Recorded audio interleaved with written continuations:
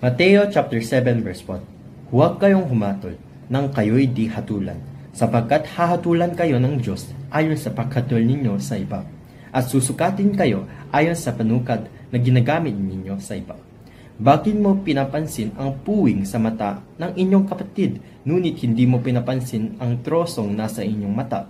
Paano mong masasabi sa inyong kapatid, halika't aalisin ko ang puwing mo, gayong troso ang nasa mata mo? Mapakunwari, alisin mo muna ang trosong nasa inyong mata, at sa gayon, makakakita kang mabuti at maaalis mo ang puwing ng inyong kapatid. Huwag ninyong ibigay sa mga aso ang banal na bagay. Baka pagkatapos ay kayo pa ang balingan at sakmalin nila. Huwag ninyong ihagis sa baboy ang inyong mga perlas, sapagkat yuyurakan lamang nila ang mga iyon. Humingi kayo at kayo'y bibigyan. Humanap kayo at kayo'y magkakatakbo. Kumatok kayo at kayo'y pakbubukasan, sapagkat ang bawat humihingi ay tatanggap, ang bawat humahanap ay makakatakbo, at ang bawat kumakatok ay pakbubukasan. Bibigyan ba ninyo ng bato ang inyong anak kapag siya'y humihingi ng tinapay? Binibigyan ba ninyo siya ng ahas kapag siya'y humihingi ng isda?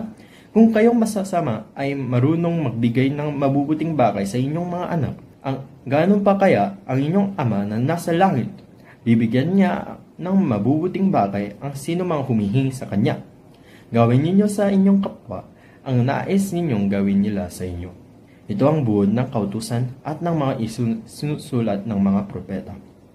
Pumasok kayo at makipot ng pintuan, sapagkat maluwang ang pintuan at malapat ang daang pupunta sa kapahamakan, at ito ang dinaraan ng marami. Ngunit makipot ang pintuan at makitid ang daang pupunta sa bahay, at kakakaunti ang nakakatakbo iyon. Maingat kayo sa mga huwad na propeta. Lumalapit sila sa iyo na parang tupa, ngunit ang totoo'y mababangis ng asong gubat. Makikilala ninyo sila sa kanilang mga gawa. Mapipitas ba ang ubas sa puso ng dawag, o ang igos sa matitinig na halaman? Mabuti ang bunga ng mabuting puno, subalit masama ang bunga ng masamang puno.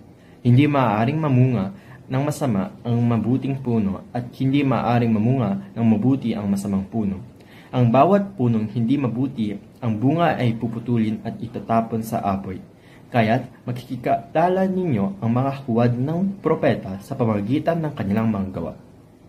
Hindi lahat ng tumatawag sa akin, Panginoon, Panginoon, ay papasok sa kaharian ng langit, kundi ang mga taong sumusunod sa kalooban ng aking Ama na nasa langit.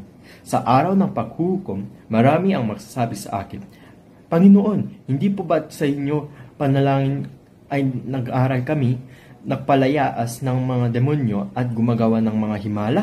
Ngunit sinasabi ko sa kanila, hindi ko kayo kilala. Lumayo kayo sa akin, kayong mga gumagawa ng kasamaan.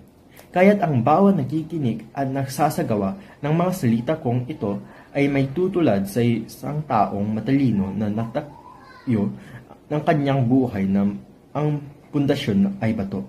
Umulan ng malakas, bumaha, at binayo ng malakas na hangin ang bahay na iyon. Ngunit hindi nag-iba sapagkat nakakatayo iyon sa bato. Ang bawat nakikinig ng aking salita, ngunit hindi naman masasagawa ng mga ito, ay maitutulad naman sa isang taong hanggal ng tayo ng kanyang bahay sa buhanginan. Umulan ng malakas, bumaha at binayo ng malakas ng hangin ang bahay. Ito ay bumaksak at lubusang nawasa. Namangha kay Jesus ang mga tao ng kanilang marinig ang kanyang pagtuturo, sapagkat nagturo siya ng may kapangyarihan, hindi tulad ng mga pagtuturo ng kautusan. Amen.